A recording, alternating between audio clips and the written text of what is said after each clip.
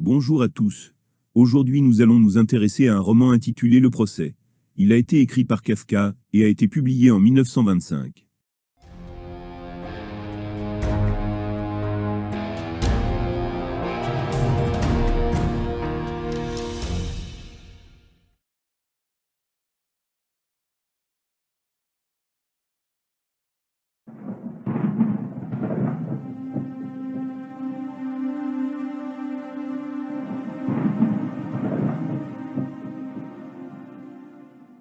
À 8 heures, la cuisinière de la logeuse ne se rend pas dans la chambre de Joseph K. afin de lui servir le petit déjeuner. K. remarque une vieille femme qui l'observe de l'immeuble d'en face. Quand K. sonne la cuisinière, un homme inconnu entre dans sa chambre. L'anonyme ne se présente pas, mais il lui demande pourquoi il a sonné. L'homme répète la réponse de K. à peut-être plusieurs personnes qui se situent dans la pièce adjacente. K. est en colère de cette intrusion.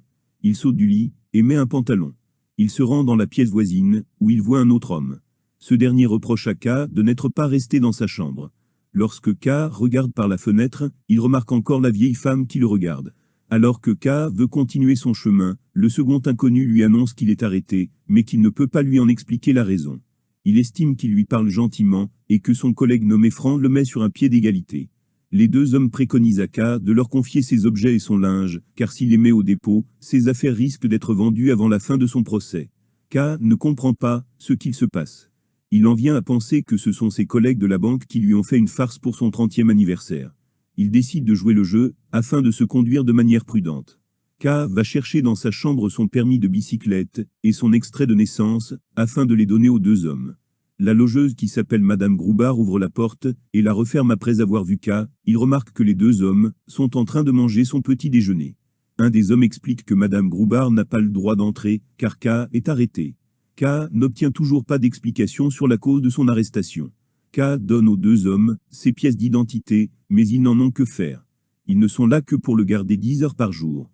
D'autres personnes enquêtent sur les motifs de l'arrestation. K dit ne pas connaître cette loi. Franc fait remarquer à son collègue Willem la contradiction de K, qui dit ne pas être coupable et ne pas connaître la loi.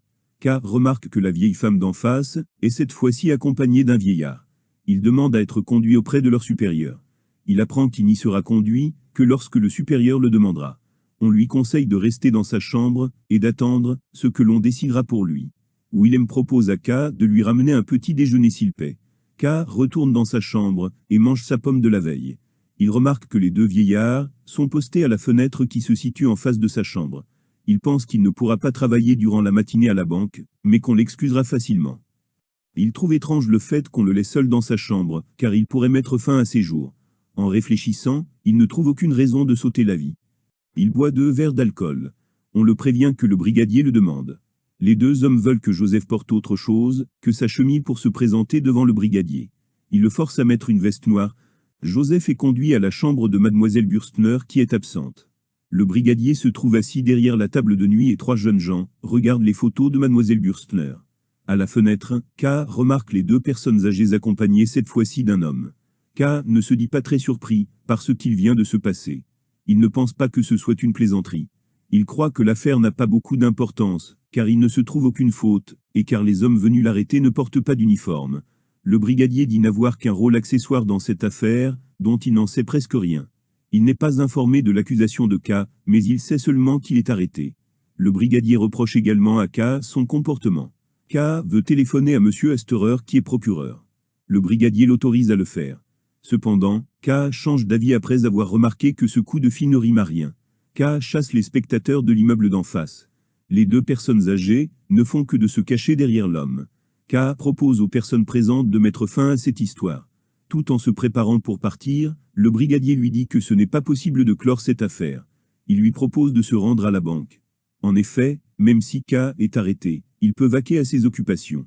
Les 3 jeunes gens sont là pour emmener K à la banque, afin que son entrée passe inaperçue. K ne remarque que maintenant que les 3 hommes sont ses collègues appelés Rabensteiner, Kulich et Kaminer. Ils prennent tous les 4 une auto afin de se rendre à la banque. Après son travail, K rentre chez lui. D'habitude, il se promène, va au café, sort avec son patron, ou se rend auprès d'une jeune fille appelée Elsa.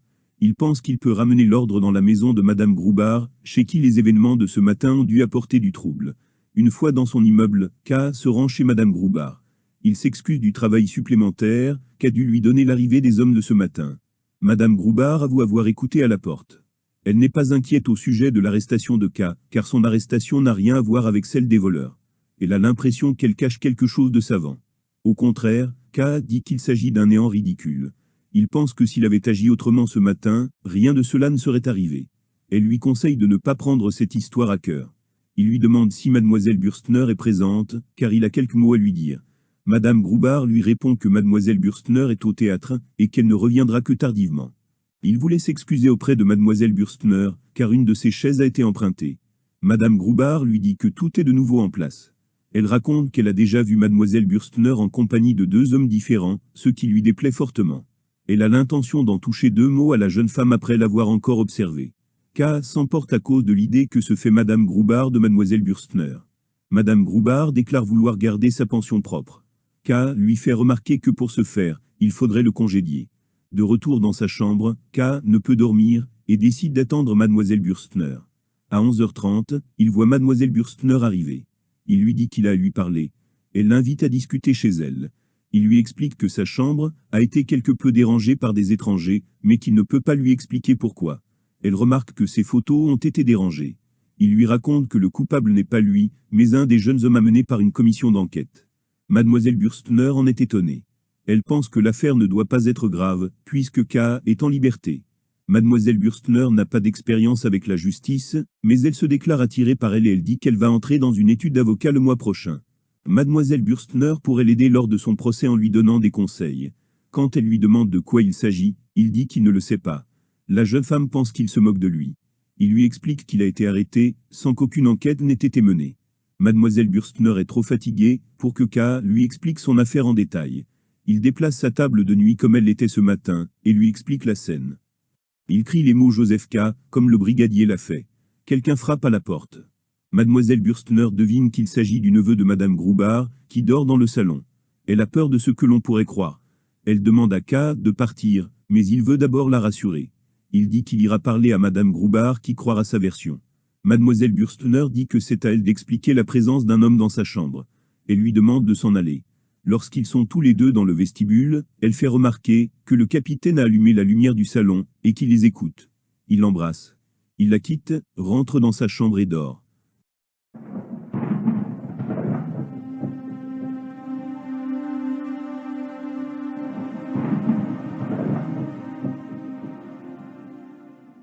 K reçoit un appel téléphonique à la banque.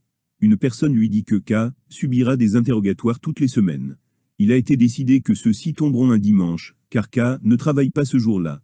On lui donne une adresse où il devra se rendre dimanche pour son premier interrogatoire. Tout de suite après l'appel, K rencontre le directeur adjoint, qui l'invite à une partie sur son voilier le dimanche matin. K est obligé de décliner l'offre. K se souvient que la personne qui l'a appelé ne lui a pas donné l'heure du rendez-vous. Le directeur adjoint lui recommande de rappeler la personne, mais K dit que cela n'est pas grave. Il décide qu'il va se rendre au lieu de rendez-vous à 9h, puisque c'est l'heure à laquelle la justice commence à fonctionner. Le dimanche, K se rend à son rendez-vous. En chemin, il croit Rabensteiner, Kulich dans le tramway et Camineur à une terrasse. K se rend à l'adresse à pied, car il ne veut mêler personne à son procès, pas même le conducteur de tramway. K arrive dans un quartier pauvre, où les habitants paraissent tous occupés d'une façon ou d'une autre. Quand il arrive à l'adresse indiquée, il se rend compte que l'immeuble a plusieurs escaliers. Il ne sait pas lequel choisir, et en prend un au hasard. Il ne sait également pas à quelle porte frapper. Pour demander son chemin, au lieu de dire qu'il cherche le juge d'instruction, il demande où se trouve le menuisier Lanze. Des personnes lui apportent son aide, mais aucune ne parvient à lui faire trouver la bonne porte. Après avoir frappé à une porte au hasard, une femme qui lave du linge lui dit d'entrer. La salle est bondée de personnes. Un petit homme le conduit auprès du juge d'instruction. Ce dernier lui dit qu'il est en retard d'1h05. Le juge le présente comme peintre en bâtiment. K rétablit la vérité et dit ce qu'il pense de ce procès. La procédure en est une que s'il admet. Alors que le côté droit de la salle réagit positivement aux paroles de K, la partie gauche reste insensible à son discours. K prend le cahier du juge d'instruction, le brandit du bout des doigts, mais ne le lit pas. Il dit ne pas être un cas isolé, et dit parler non pour lui, mais pour les autres qui sont dans le même cas que lui. Il raconte en détail la matinée de son arrestation. K voit que le juge fait un signe de l'œil à une personne dans la salle. Il dit qu'il pense que le juge s'adressait à des personnes, qu'il dirige en leur disant de siffler ou d'applaudir. Alors qu'il semblait avoir deux parties dans la salle, il n'y en a plus qu'une. K se plaint du système judiciaire, qui emploie des gens vénaux, ou des imbéciles qui arrêtent des personnes innocentes, et leur intentent des procès sans motif. L'intervention de K est interrompue, car un homme s'acoquine avec la femme qui avait ouvert la porte. K attend de rétablir l'ordre, mais on ne le laisse pas passer, et quelqu'un le saisit par le col. K remarque que tous les individus portent les mêmes insignes, ce qui signifie qu'ils sont tous du même clan. Il pense que le juge a fait exprès de diviser la foule en deux groupes, afin de tromper K. Il est en train de rejoindre la porte lorsque le juge lui fait remarquer qu'un interrogatoire est un avantage pour un accusé. K dit qu'il fait cadeau des interrogatoires à la cour, puis s'en va.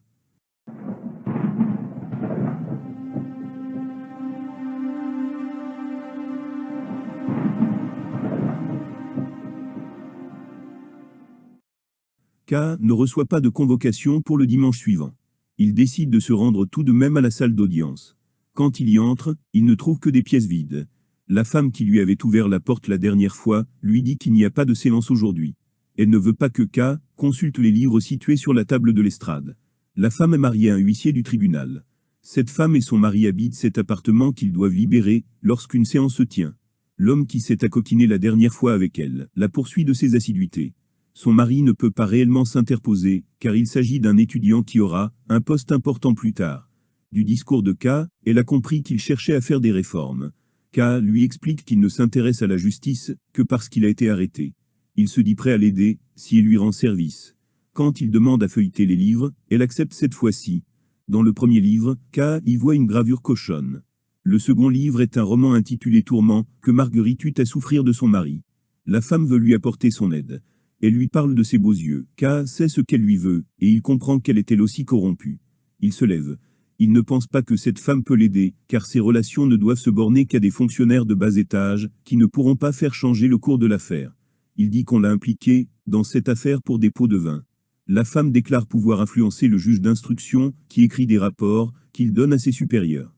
Elle pense que le juge s'intéresse à elle.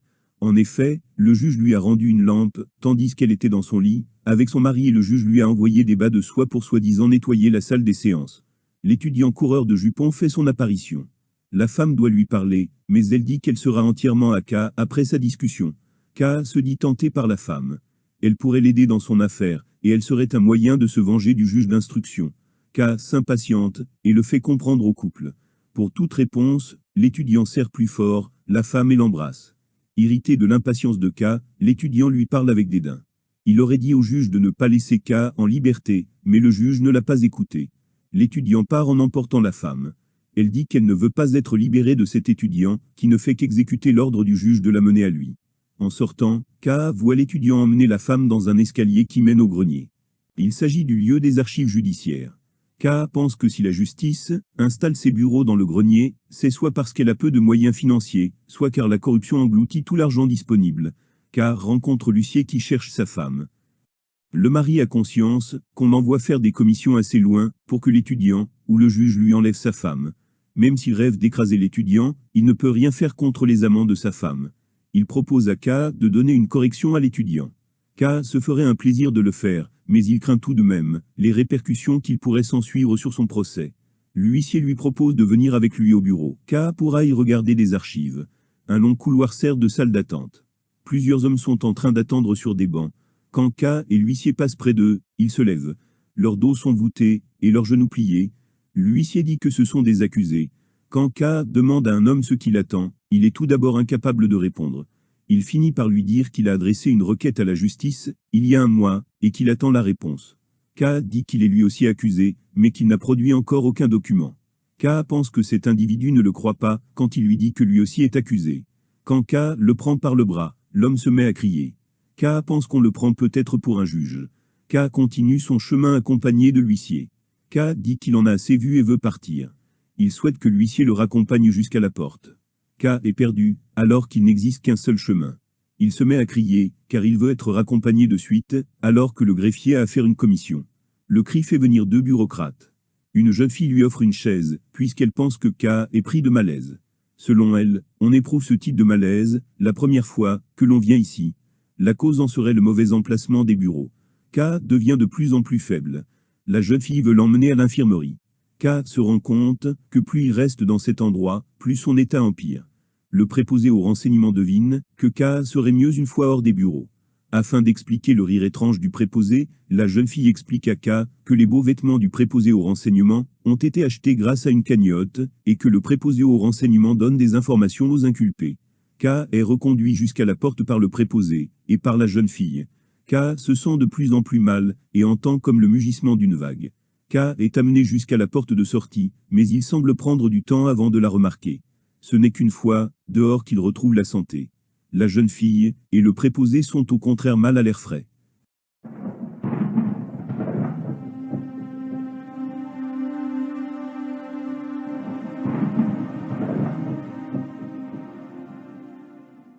K tente de rencontrer mademoiselle Bürstner, mais il n'y parvient pas.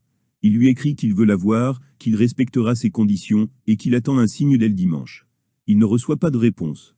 Le dimanche matin, une autre locataire de l'immeuble appelée mademoiselle Montag est en train de déménager ses affaires, afin de s'installer chez mademoiselle Bürstner. Madame Groubard vient apporter le petit déjeuner à K pour la première fois depuis la nuit suivant son arrestation. K lui parle. Il l'interroge à propos du bruit provenant du vestibule. Elle lui répond que le bruit est dû au déménagement de mademoiselle Montag chez mademoiselle Bürstner. K lui demande si elle a abandonné ses soupçons sur mademoiselle Bürstner. Madame Groubard semble s'en être repentie. Le capitaine ne semble pas avoir raconté à sa tante la scène dont il a été le témoin auditif. Tous deux entendent mademoiselle Montag faire des va-et-vient dans le couloir. Madame Groubard propose de demander à mademoiselle Montag de déménager plus tard, mais K dit qu'il faut bien qu'elle déménage. La bonne prévient K que mademoiselle Montag veut lui parler dans la salle à manger. K se rend dans la salle à manger, où les couverts sont déjà placés pour le déjeuner. Mademoiselle Montag va parler à la place de son amie. Elle lui dit que mademoiselle Bürstner pense que l'entretien ne servira à rien, et qu'elle a préconisé de ne pas mettre d'importance à cette entrevue. Alors qu'il se dirige vers la porte, le capitaine entre dans la salle à manger. Il embrasse la main de mademoiselle Montag, ce qui semble éloigner K de mademoiselle Montag et du capitaine. Il embrasse la main de mademoiselle Montag, ce qui semble éloigner K de mademoiselle Montag et du capitaine. Il pense que mademoiselle Montag veut le tenir éloigné de mademoiselle Bürstner, et qu'elle exagère les relations de K avec mademoiselle Bürstner. Pour défier mademoiselle Montag, K décide de toquer à la porte de mademoiselle Bürstner. Comme personne ne répond, il pense que mademoiselle Bürstner se cache de lui. Quand il ouvre la porte, il découvre qu'il n'y a personne dans la pièce. Il se peut que mademoiselle Montag et le capitaine l'aient vu faire.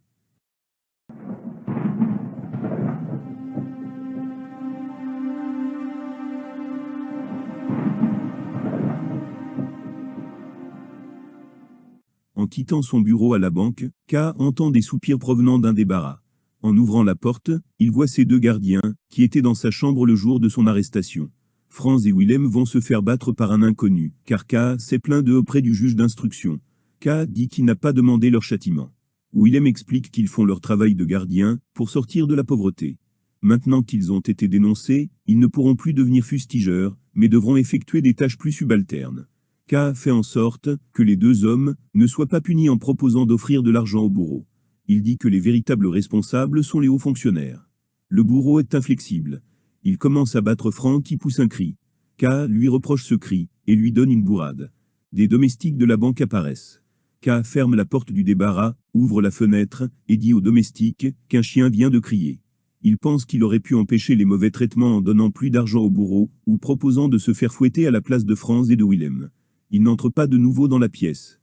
Le lendemain soir, K repasse au débarras, et y voit encore le bourreau et les deux gardiens. K demande aux domestiques de nettoyer le débarras. Puisqu'il est déjà tard, ils disent qu'ils le feront le lendemain.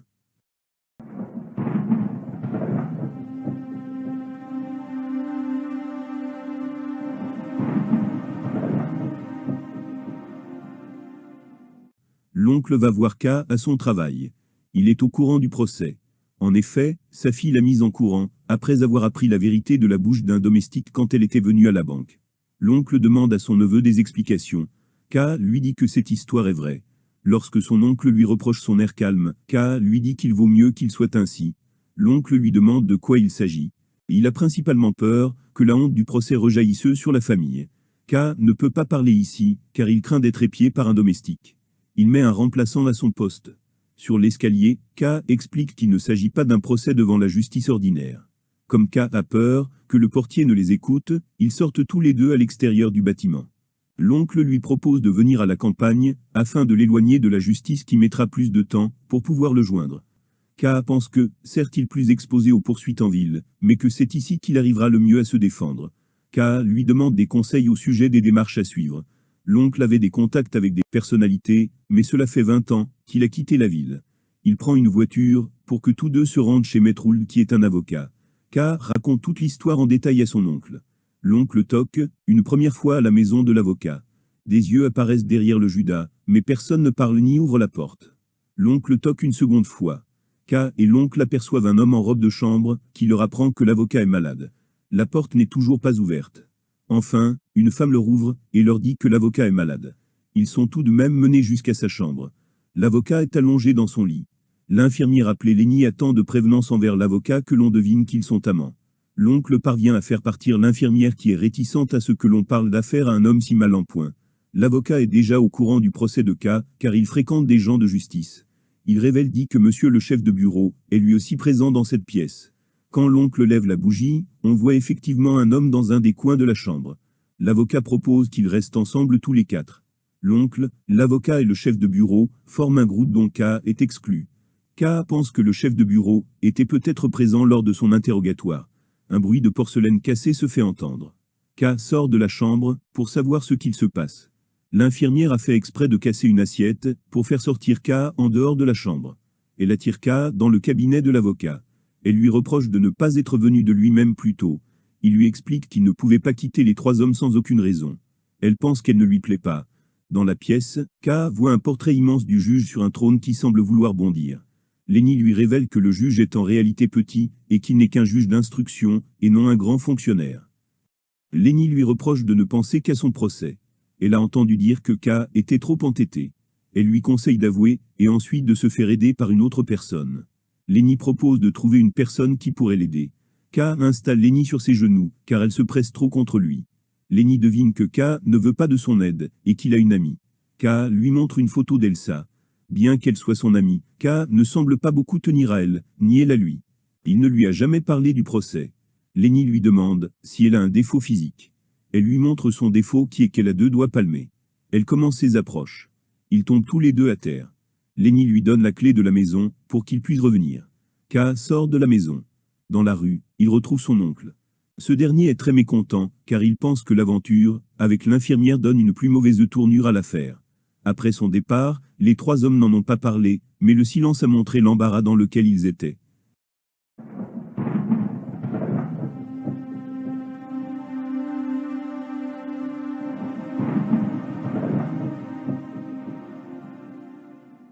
Nous sommes maintenant en hiver.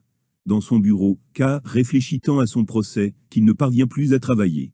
Il veut écrire un rapport sur les événements, puis l'envoyer au tribunal.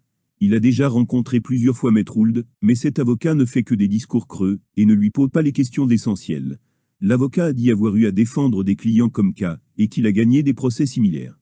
Maître Hould a dressé une première requête, mais il a dit qu'il se peut que le tribunal ne la lise même pas. L'avocat lui a expliqué plusieurs choses sur le fonctionnement des procès. Les débats au tribunal ne sont pas ordinairement publics. L'acte d'accusation est tenu secret par l'accusé et son avocat. Il ne se devinera qu'au cours des interrogatoires. Les avocats font face au mépris du tribunal. Ils sont entassés dans une pièce qui est un réduit délabré. En agissant ainsi, la justice cherche à éliminer la défense. Les débats sont secrets pour l'accusé et pour le public. L'accusé ne peut pas avoir d'accès au dossier. Les avocats ne peuvent pas assister aux entrevues du juge avec l'accusé. L'avocat sait ce qu'il s'est passé qu'après avoir interrogé l'accusé. L'avocat a pour atout ses relations personnelles et le soudoiement dans les grades inférieurs. Seuls les fonctionnaires importants peuvent influencer sur le cours du procès. Maître Hould possède ce genre de relations. Des fonctionnaires de haut rang viennent le voir chez lui et lui parlent des débats. Il est possible de donner une nouvelle opinion aux personnes influentes, mais encore une fois rien n'est sûr. Dans des cas très simples ou très ardus, les fonctionnaires sont perdus et demandent de l'aide aux avocats, ce qui permet aux avocats de demander quelque chose en retour. Les petits fonctionnaires ne peuvent pas suivre les débats jusqu'au bout. Ainsi ils ont besoin des avocats pour en savoir plus.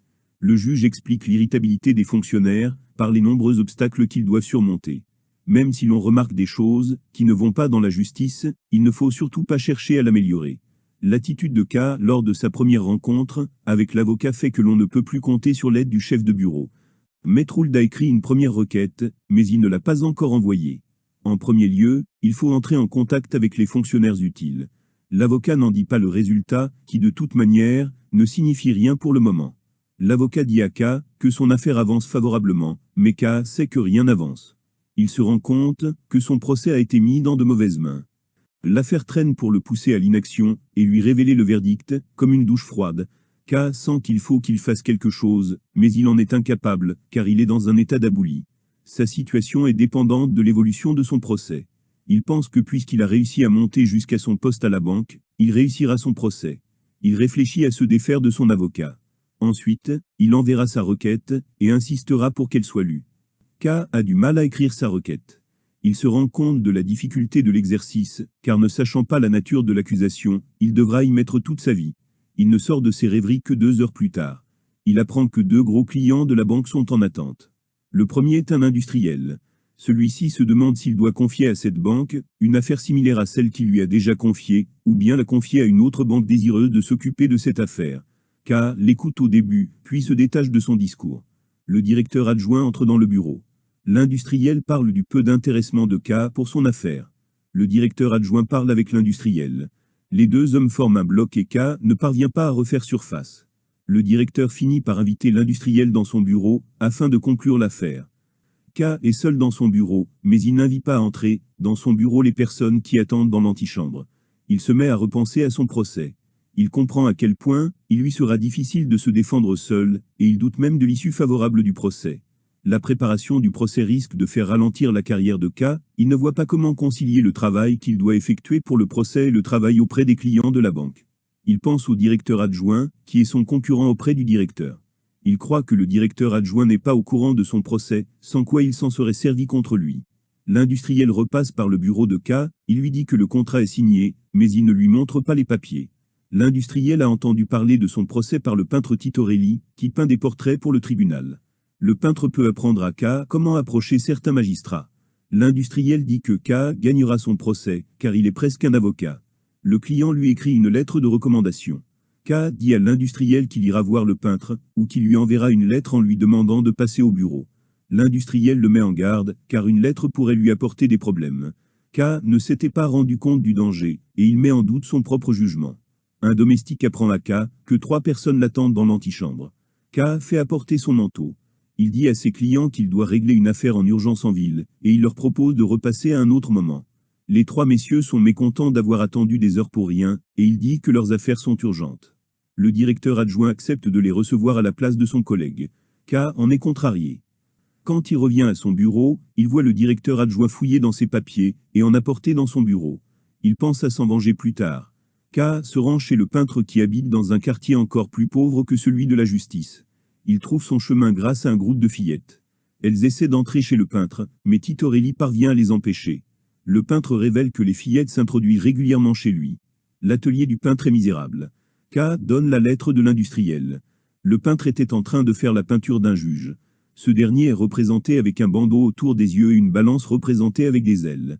Comme sur le portrait présent chez l'avocat, le juge est représenté sur un trône. Le peintre dit qu'il a peint ce qu'on lui a demandé de peindre. Il ne peut pas révéler le nom du juge qu'il est en train de peindre. Titorelli est un homme de confiance de la justice. Il ne travaille pas pour elle officiellement, ce qui lui donne plus d'influence. L'atmosphère est lourde dans l'atelier. Le peintre demande à K s'il est innocent. K lui répond que oui.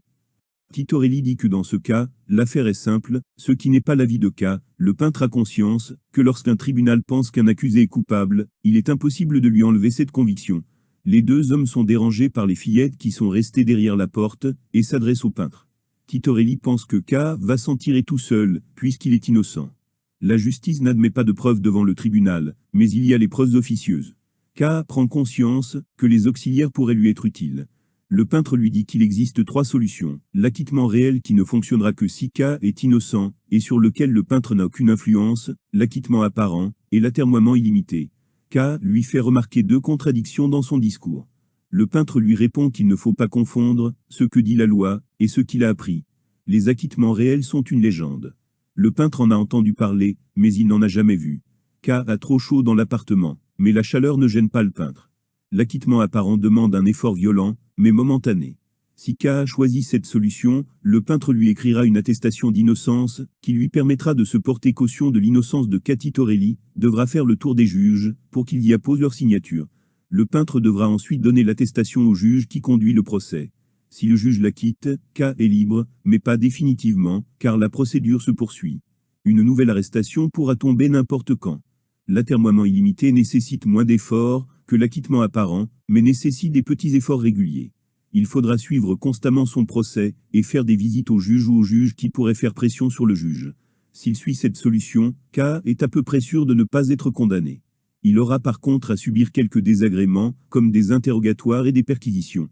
K se lève et part, comprenant que l'accusé ne reçoit jamais d'acquittement réel. Comme le peintre lui fait remarquer qu'il n'a pas choisi laquelle des 3 solutions il préfère, K dit qu'il reviendra. Il ne peut ouvrir la porte, car les fillettes la retiennent de l'autre côté. Le peintre lui conseille de passer par l'autre porte, dont le lit en barre le passage. Avant de partir, le peintre lui propose de lui acheter une toile. Il s'agit d'une lande. K accepte de l'acheter. Titorelli lui sort une autre lande, que K accepte d'acheter. Le peintre sort une 3e lande, que K accepte encore une fois d'acheter. Le peintre lui parlera du prix une autre fois, puisqu'ils seront amenés à se revoir. Titorelli enverra un porteur lui apporter les toiles. K passe sur le lit. En ouvrant la porte, il remarque qu'il y a également des bureaux de la justice dans ce bâtiment. Le peintre lui dit qu'il y en a dans presque tous les greniers. K passe par le couloir. Le peintre dit à un huissier de porter les toiles de K. De l'autre côté se trouvent encore les fillettes. K parvient à sortir, et il prend un fiacre tout en se débarrassant de l'huissier. K retourne à la banque et cache les tableaux dans son bureau.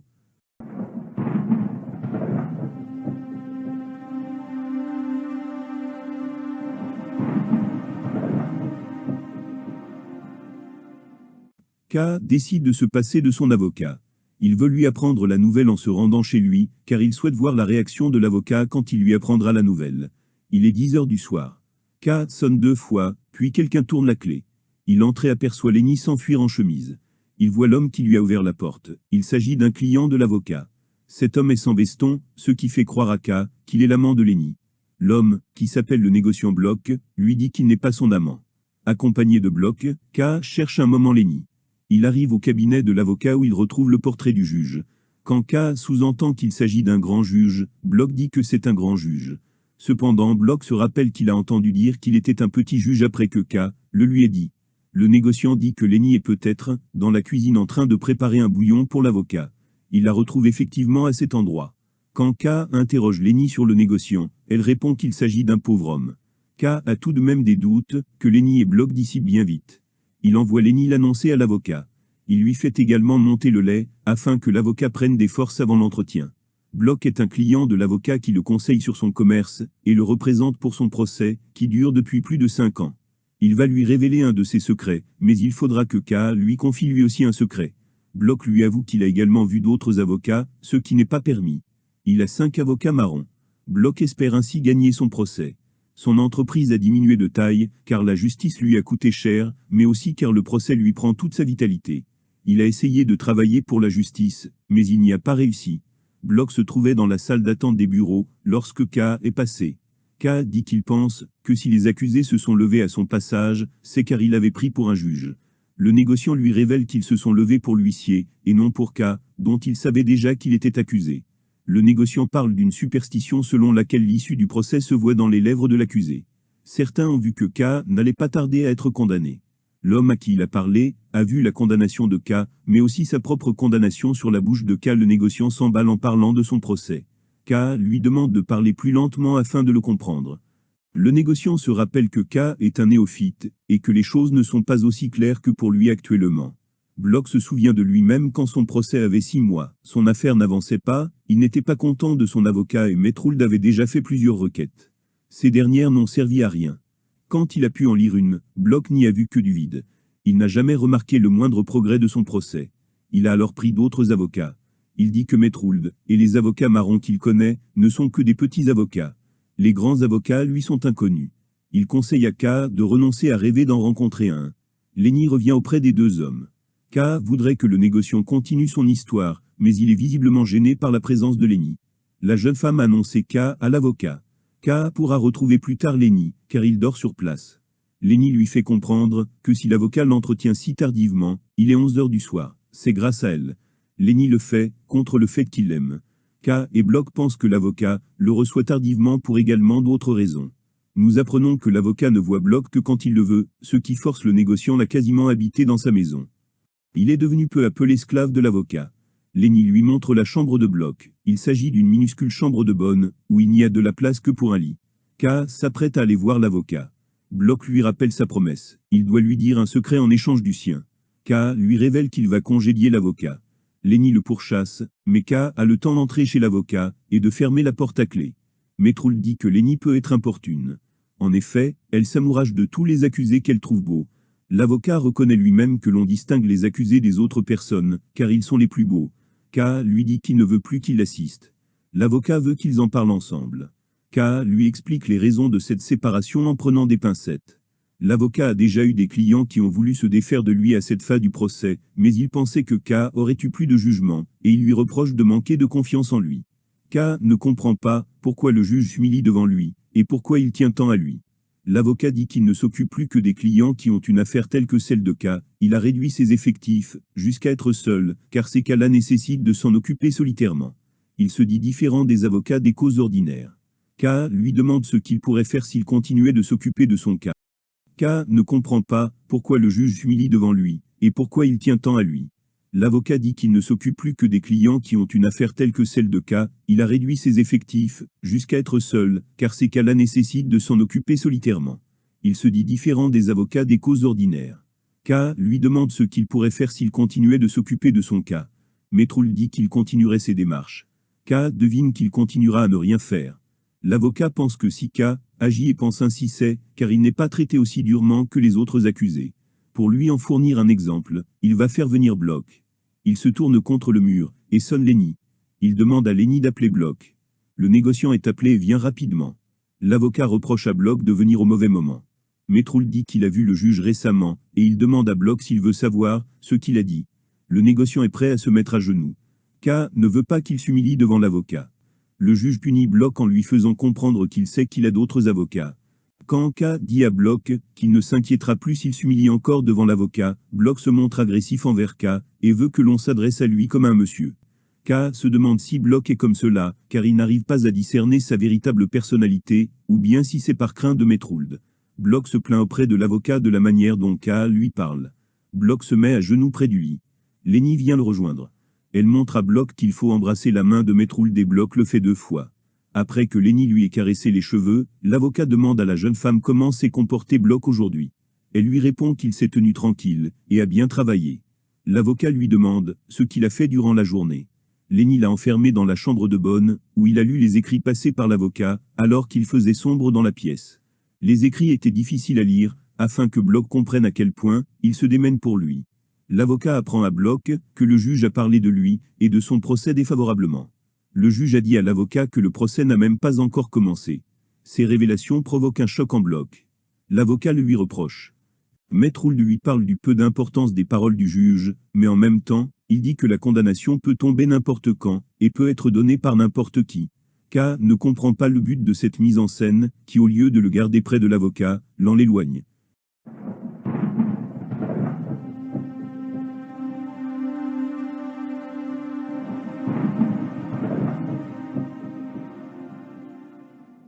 K n'a pas l'esprit tranquille, lorsqu'il est à son travail, ou qu'il en est en dehors. Il craint que lorsqu'on l'envoie en mission à l'extérieur, c'est pour contrôler son travail, ou voir qu'on peut facilement se passer de lui. K doit faire visiter à un client étranger des monuments de la ville. Il aimerait ne pas le faire, mais il ne trouve aucun prétexte plausible pour éviter cette visite. Le matin, il vient au travail tôt, afin de pouvoir travailler avant l'arrivée de l'Italien. Cependant le client étranger arrive lui aussi de bon matin. K se rend dans le salon de réception, où l'Italien est déjà présent accompagné du directeur. K ne comprend le client que lorsqu'il parle lentement. Le directeur le comprend tout le temps. K décroche complètement du discours de l'Italien. Le directeur explique à K que le client a des affaires à régler, et qu'il ne pourra que visiter la cathédrale. K et l'Italien se retrouvera au monument à 10 heures. En attendant le rendez-vous, K essaie d'apprendre des mots d'italien pour pouvoir parler des œuvres d'art, mais il est incapable de se souvenir des mots. Avant de partir à la cathédrale, K reçoit un coup de fil de Lenny. Il lui dit qu'il ne peut pas lui parler, parce qu'il doit se rendre à la cathédrale. Selon Lenny, On le harcèle, ce que finit par admettre K, il entre dans la cathédrale à 10 heures pile, mais il n'y trouve pas l'italien. K s'occupe comme il le peut. Il voit un bedeau à robe noire lui faire un geste du doigt, qu'il ne comprend pas. Quand K s'approche de lui, le bedeau ne veut pas qu'il approche et part. K le suit, un instant avant de renoncer. Il voit un prêtre monter sur une chaire minuscule, alors que la cathédrale en contient une plus large. Il pense qu'il doit partir maintenant, sans quoi il devra attendre la fin du sermon. Cependant K doute que le prêtre va prêcher aujourd'hui, car la cathédrale est quasiment vide. K part, mais l'abbé l'appelle Joseph K, l'abbé lui montre une place près de la chaire où il doit s'asseoir. L'homme d'église sait que K est accusé. Il est l'aumônier de la prison. Il a fait venir K à la cathédrale. Il lui dit que son procès ne se porte pas bien, et qu'il craint qu'il ne finisse mal. La faute de K a été prouvée. L'abbé lui reproche de chercher trop l'aide vers autrui, et surtout vers les femmes. K compte, au contraire, demander plus d'aide aux femmes, car la justice est remplie de coureurs de jupons. Il y a de moins en moins de lumière dans la cathédrale, car le bedeau éteint les lampes. Seule la chaire reste allumée. Après un instant de silence, K demande à l'abbé de descendre. Il accepte. L'abbé lui dit qu'il se méprend sur la justice. Il lui raconte une histoire. Un homme qui voulait voir la loi, a demandé à la sentinelle la permission de pénétrer dans le bâtiment. La sentinelle lui a répondu que c'était possible, mais pas maintenant. Lorsque l'homme a demandé s'il pourrait passer plus tard, la sentinelle a répondu que oui. Comme la porte était ouverte, l'homme a vu d'autres sentinelles, qui étaient postées devant d'autres portes, et qui étaient selon la sentinelle au fur et à mesure de plus en plus puissantes. L'homme est resté bien des années à côté de la porte. Il a prié, et a essayé de soudoyer la sentinelle, afin qu'elle le laisse entrer, mais ses tentatives ont été vaines. Ce n'est que proche de la mort, et quand il a demandé pourquoi personne d'autre que lui n'a essayé de passer cette porte, que la sentinelle lui a appris que l'entrée était faite pour lui. Comme il était trop tard, la sentinelle a fermé la porte. K pense que le gardien a trompé l'homme, mais l'abbé dit que ce n'est pas le cas. Le portier a fait son travail et même bien plus en laissant entrevoir à l'homme la possibilité de passer la porte plus tard. Après encore un moment de silence, K dit qu'il doit partir pour retourner à son travail. L'aumônier le lui permet, ce qui choque K en effet, l'abbé semble être devenu indifférent à lui alors que peu auparavant, il était aimable envers lui. L'abbé lui répond qu'il appartient à la justice qui prend les personnes qui viennent à elle et les laisse quand elles s'en vont.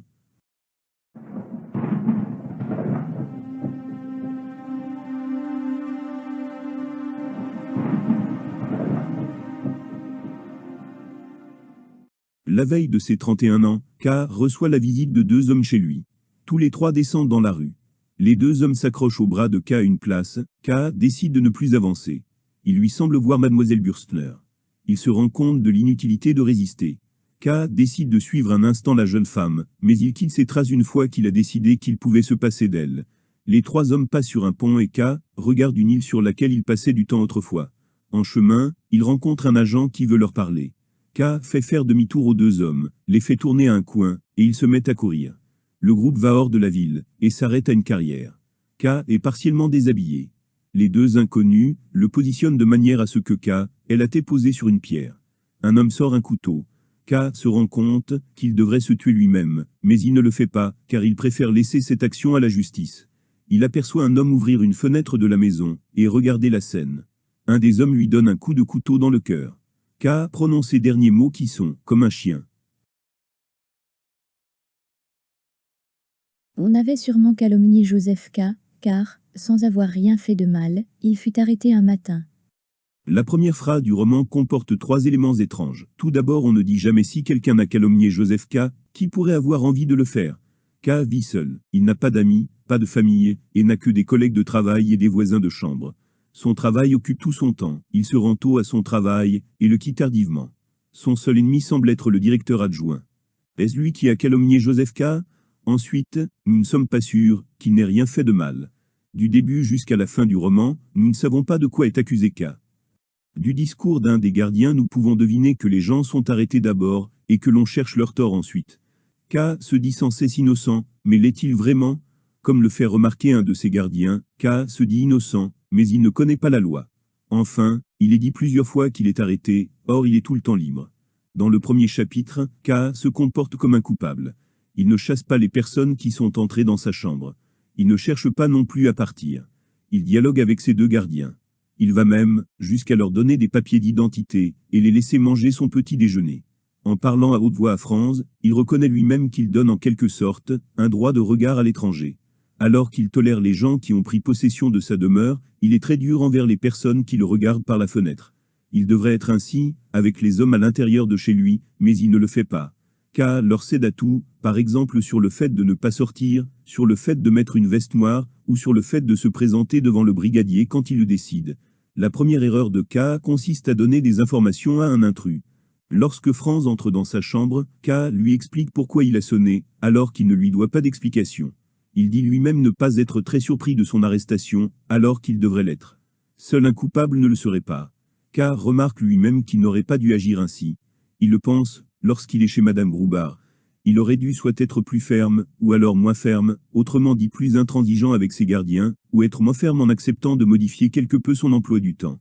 Si K pense qu'il aurait dû chercher son café lui-même, cela signifie qu'il n'aurait pas sonné, et donc pas appelé Franz à lui. Les intrus sont eux-mêmes pleins de contradictions. Pourquoi dire à K qu'il est arrêté, s'il est libre, et peut se rendre à son travail? À quoi a servi l'intervention du brigadier, puisqu'il ne lui a rien appris de plus que ses deux gardiens? Pourquoi le brigadier a-t-il fait attendre K, puisqu'il semble être dans la chambre de Mademoiselle B avant le réveil de K? Que faisait-il dans la chambre de Mademoiselle B? Les deux gardiens sont là avant l'arrivée de Franz. Dans la chambre de K en effet, le regard de la vieille femme signifie qu'elle sait ce qu'il est en train de se passer dans les autres pièces. Pourquoi Franz a-t-il attendu que K sonne à cloche pour entrer? L'arrivée de Franz a été calculée, mais cela n'empêche pas Franz de lui demander s'il a sonné. Pourquoi un seul homme est-il entré?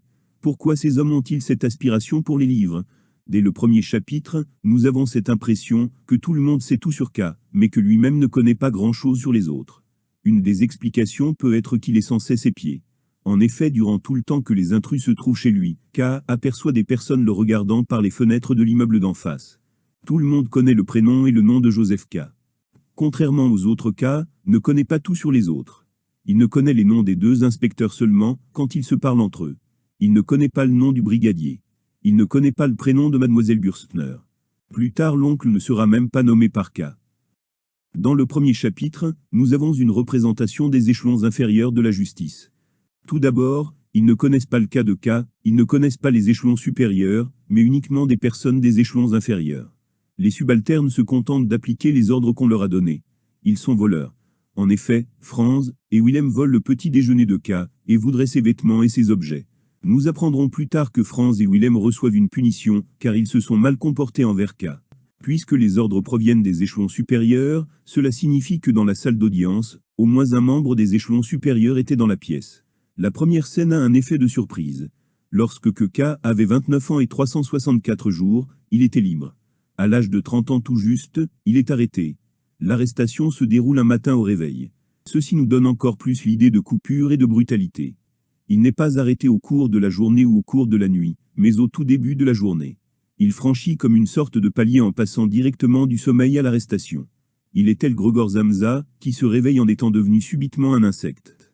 Tout comme Grégor, K pense à se rendre à son travail, alors qu'un plus gros problème vient de lui arriver. K n'était nullement prévenu de l'arrestation. Il n'a eu aucun signe de la justice, et n'a vu aucun avertissement lui signalant ce qui allait se passer. L'oncle lui fera remarquer dans un chapitre ultérieur qu'un procès ne peut pas tomber du ciel, mais a dû se préparer bien avant. Soit il n'y avait pas de signal, soit K ne sait décrypter les signaux. K n'est pas le seul à ne pas comprendre son arrestation. C'est également le cas de Madame Groubard, de Mademoiselle Bürstner, et de l'oncle. Quiconque qui n'a aucun lien avec la justice trouve cette affaire étrange. Il n'y a que ceux qui sont reliés à la justice pour une raison, ou pour une autre qui la trouvent naturelle, et comme allant de soi. Le titre est le procès. On débute par l'arrestation, et on finit par la condamnation à mort. Si dans la traduction française, le mot procès ne fait référence qu'au litige soumis à une juridiction, en allemand, le mot Prozess fait référence à la procédure judiciaire, mais aussi au processus, qui s'étend sur une certaine période de temps au cours de laquelle quelque chose est créé ou se produit. Ceci expliquerait pourquoi le procès de K est si peu conventionnel. K serait-elle une matière première, qui après avoir reçu un traitement, deviendrait tout autre? Les personnes travaillant pour la justice auraient le caractère implacable des machines en ne cherchant pas à savoir si K est innocent ou non et en cherchant seulement à faire leur travail. Les trois collègues de K ont été amenés dans la chambre de Mademoiselle Bürstner pour rendre discrète l'arrivée de K à la banque. Nous pouvons penser que 4 hommes en retard permet de moins mettre l'accent sur la personne qui est réellement arrivée en retard.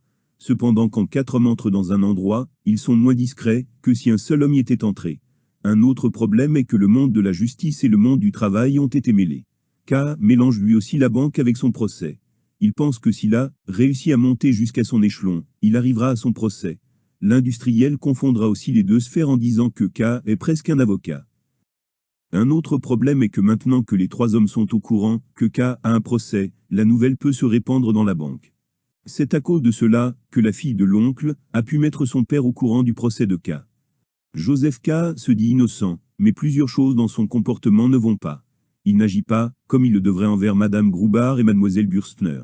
Pourquoi déranger deux femmes si tardivement et de plus pour des prétextes futiles? Madame Groubard est logeuse, Mademoiselle Bürstner est dactylo. K se sent supérieur aux échelons inférieurs. En réalité, sa seule supériorité vient de son travail à la banque. K ne cesse de le mettre en avant, or on ne sait pas si son poste est réellement important. Si K était si bon que cela à son travail, il serait directeur ou directeur adjoint. Madame Groubard apprécie K et K abuse de la situation. Il semble reprocher à Madame Groubard le fait que Mademoiselle Bürstner rentre tard, mais peu après il lui reproche ses sous-entendus au sujet des activités de la jeune femme. Alors qu'elle vient lui servir son petit déjeuner, nous apprenons qu'il se sert de son mutisme pour faire plier Madame Groubard qui en souffre. Il boude Madame Groubard pour en faire ce qu'il en veut. K guette longuement l'arrivée de Mademoiselle Bürstner, alors qu'il n'a pas grand-chose d'important à lui dire. Alors que l'entretien, avec la jeune femme, ne devait durer que quelques minutes, il s'éternise. Bien qu'elle se dit fatiguée, K reste tout de même dans sa chambre. Elle lui demande de s'en aller une première fois, mais K ne le fait pas. C'est lui qui fait le premier pas, mais rien n'indique que Mademoiselle Bürstner le désire. K l'embrasse, mais Mademoiselle Bürstner ne l'embrasse pas. Comment K parvient-il à dormir rapidement après avoir embrassé Mademoiselle Bürstner? Il dit qu'il expliquera la situation à Madame Groubard, mais il ne semble pas l'avoir fait. Peut-être est-ce Mademoiselle Bürstner qui a fait cette démarche. Le moment où K boit de l'alcool est un révélateur.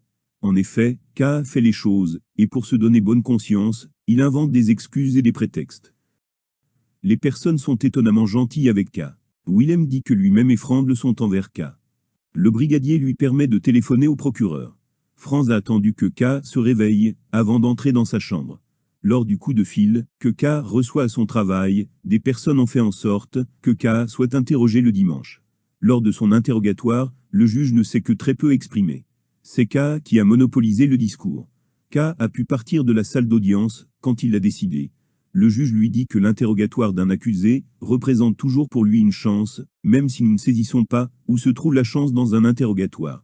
Parallèlement à cette complaisance, on ne le traite pas toujours bien. Par exemple, on lui donne une adresse, mais on ne lui donne pas l'adresse précise. On ne lui donne pas d'heure, et on lui reproche d'être en retard. La politesse n'est qu'une façade. Ce thème se retrouve dans l'invitation au supplice de Vladimir Nabokov, où Cincinnatus vit des instants étranges avec son bourreau. La cour fait très peu attention à K. Elle ne lui indique ni l'heure, ni l'adresse exacte. K est accueilli par une femme lavant du linge. Quand il rentre dans la salle d'audience, personne ne fait attention à lui dans un premier temps. La salle n'a pas de bonne dimension, le livre sur la table du juge est dans un sale état. Le juge fait une erreur quant à la profession de K. Alors que la cour n'accorde que peu d'attention à K, K au contraire porte beaucoup trop d'attention à la cour. Il se fatigue à trouver la bonne porte. Il se fatigue à faire de longs discours, et à chercher l'approbation de tout le monde. Il parle de ce qui lui est arrivé, mais comme tout le monde est au courant de ce qu'il fait, à quoi cela sert-il? Nous avons encore cette impression que tout le monde le connaît. En effet, la femme de la porte sait qui il est. Même s'il dit qu'il recherche le menuisier Lanz, elle lui indique que le lieu est bien ici.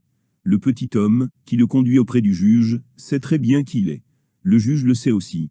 Pourquoi tant de monde assiste à l'audience de K, alors que K n'est pas une personnalité connue, et qu'il a peu de liens avec les autres? K tente de défendre son cas, mais il est seul, sans avocat et contre sans doute une centaine de personnes. Il reproche certaines choses aux personnes présentes, mais ce ne sont pas elles les coupables, mais des personnes situées bien au-dessus. Il dit que d'autres, que lui ont subi le même sort, mais qu'en sait-il? À ce stade de l'histoire, K n'a pas encore rencontré d'autres accusés. Il semble incongru que K parle des autres, alors qu'il n'est tourné que sur lui-même, et ne parle que de lui. K fait plusieurs démarches pour que les autres ne soient pas au courant de son procès. Pour n'impliquer personne, il se rend à l'interrogatoire à pied. Il demande aux habitants de l'immeuble où est l'appartement du menuisier Lanz. Cependant, cela ne le dérange pas de parler de son arrestation à Madame Groubard et à Mademoiselle Bürstner. Dès les 2 premiers chapitres, nous voyons que le rythme de vie de K n'est plus le même. Il refuse l'invitation du directeur adjoint à cause du procès.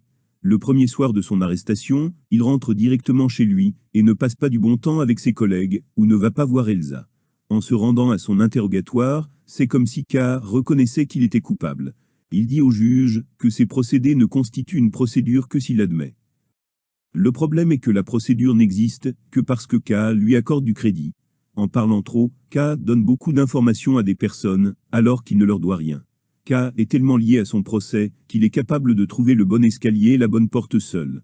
Quand d'autres habitants de l'immeuble tentent de chercher l'appartement du menuisier, ils échouent. L'heure qu'il avait prédite pour son interrogatoire sera finalement la bonne. Est-ce parce que K est coupable qu'il est capable de trouver le bon endroit et l'heure de lui-même? Si K est innocent, pourquoi se rend-il à un interrogatoire? Qui l'a appelé? K n'apparaît pas toujours comme quelqu'un de bien. Quand il remarque qu'on ne lui a pas indiqué l'escalier qu'il devait prendre, il se dit que la justice se moque de lui. Plus tard, il aura l'impression que les autres se moquent de lui lors de son entretien avec mademoiselle Montague et le capitaine, et aussi lorsqu'il apprendra que l'avocat avait déjà envoyé plusieurs requêtes pour le cas de Bloch, quand son procès avait 6 mois d'existence. Ce sont des preuves de la suffisance de K, qui pense que tout doit lui être dû. Le fait de diviser la salle en deux est une bonne tactique, puisque connaissant le caractère de K, cela le fera sortir de ses gonds, et il va parler sans réfléchir. Son comportement avec les enfants est aussi étrange, et il semble être dérangé par eux. Il est en pleine contradiction quand il pense qu'il faudrait soit donner des bonbons aux enfants, soit les fouetter. Après qu'il soit entré dans la salle d'audience, le juge commence son discours par 2 points négatifs. Il met 2 fois l'accent sur le retard de K, et il dit que K est peintre, alors qu'il est fondé de pouvoir dans une banque. Est-ce une erreur involontaire du juge, ou est-ce un moyen de rabaisser K? Comme nous l'avons vu, K est très pointilleux sur son métier d'où il tire toute sa gloire. Se méprendre sur son métier équivaut à l'attaquer. L'orgueil de K se voit également lorsqu'il se rend compte qu'il a des adhérents parmi l'Assemblée et qu'il cherchait à convertir les autres personnes. Le juge ne fait jamais son travail, il n'interroge pas K alors qu'il a été convoqué pour cela. Le juge possède un livre dont on apprendra le véritable contenu dans un autre chapitre. Il ne rétablit pas l'ordre dans la salle d'audience. Le juge le laisse faire face à K comme s'il n'était qu'une marionnette. Dans le chapitre 3, K retourne dans la salle d'audience, une seconde fois alors que personne ne lui dit de venir à cet endroit précis le dimanche. Durant le coup de fil, une personne lui a dit que les interrogatoires allaient se dérouler environ 1 fois par semaine. On le prévient quand il y a quelque chose, mais on ne le prévient pas quand il n'y a rien. Lorsque K feuillette les livres posés sur le bureau du juge, nous en connaissons enfin le contenu. Lors de l'audience, K aurait pu le découvrir, puisqu'il a tenu un des livres, mais il n'y a pas fait attention. Sans doute que K a passé plusieurs fois à côté des preuves sans les remarquer. La justice qui avait déjà bien des défauts en a un autre, celui de la luxure. Nous retrouvons pour la seconde fois la lavandière. Cette femme ressemble en plusieurs points à mademoiselle Bürstner. En effet, elles sont toutes les deux à plusieurs hommes, car est attirée par ces 2 femmes. Elles pourraient lui apporter de l'aide. Elles ne font que 2 apparitions dans le roman. Elles disparaissent après une scène de rapprochement. Ce sont des femmes qui occupent des métiers peu gratifiants et K se les fera en quelque sorte voler par une autre personne. Mademoiselle Bürstner le sera par mademoiselle Montague, et la lavandière par l'étudiant et le juge. La lavandière possède une dualité. Elle ne veut pas que K regarde les livres, puis elle lui en accorde le droit. Elle se dit dégoûtée par l'étudiant, et voudrait fuir avec K, mais elle est enlevée par l'étudiant et désire qu'il en soit ainsi. K ne fait rien contre l'enlèvement de la femme. Encore une fois, K pourrait agir, mais il ne le fait pas avec l'étudiant, comme il n'a rien fait contre ses 2 gardiens. Le mari de la lavandière ne peut rien faire non plus, car le juge et l'étudiant ont un statut d'intouchable. L'étudiant est inattaquable, alors qu'il n'a pas encore fini ses études, et qu'il n'a pas encore de métier. Le mari dit à K une phrase importante qui est « Mais en règle générale, on n'entend pas chez nous de procès qui ne puisse mener à rien ». Cette phrase annonce le sort funeste de K. Si K est accusé de quelque chose, c'est car une personne pense que cela lui apportera des avantages. Ce jour-là, K n'arrive à rien. Il vient à la salle d'audience, mais la salle est vide. C'est la justice qui va à K, et non K qui va à la justice. La lavandière veut se donner à lui, mais l'étudiant l'emporte.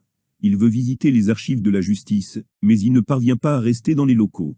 En entrant dans le couloir de la justice, K rencontre pour la première fois d'autres accusés que lui. Le contraste entre K et les autres est alors saisissant. Alors que K n'accorde pas encore tout son temps au procès, les accusés dédient leur vie au leur.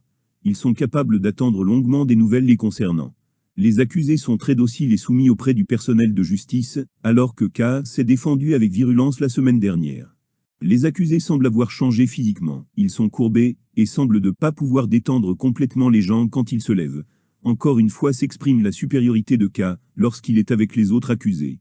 Pourquoi croire que l'homme qui l'interroge croit qu'il n'est pas un accusé? Pourquoi à tout prix le lui faire croire? La justice n'a aucun égard pour les accusés. Ils n'ont pas de salle d'attente et doivent attendre dans le couloir. Ils sont assis sur des bancs. Il n'y a rien pour accrocher leurs vêtements. Après être entré dans les bureaux de la justice, K ressent un malaise.